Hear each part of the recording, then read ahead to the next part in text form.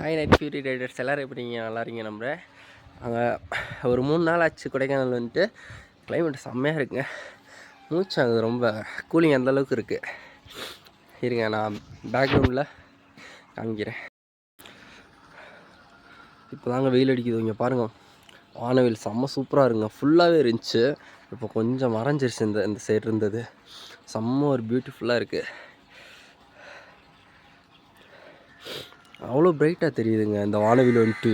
செம்ம சூப்பராக இருக்குது. அண்ட் வந்துட்டு இந்த ஏரியா வந்து வெயிலே அடிக்கலை. அங்கே மட்டும்தான் வெயில் அடிக்காது, மரங்கள் இருக்கிறது மட்டும்தான் வெயில் அடிக்குது.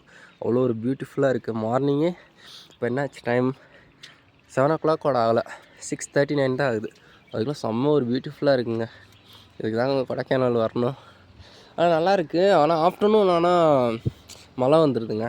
இதுலேயுமே பாருங்களேன், அந்த வானவில் இருக்குது, அது அப்படியே பேக்ரவுண்டில் ஃபுல்லாக பாருங்கள் பிளாக் கலரில் இருக்குது. ஸ்கை ஃபுல்லாக 2 வானவிலாக இருக்குது. இதில் லேஸாக அந்த இடம் மட்டும் லைட்டாக தெரியும். செம்ம ஒரு பியூட்டிஃபுல்லாக இருக்குங்க.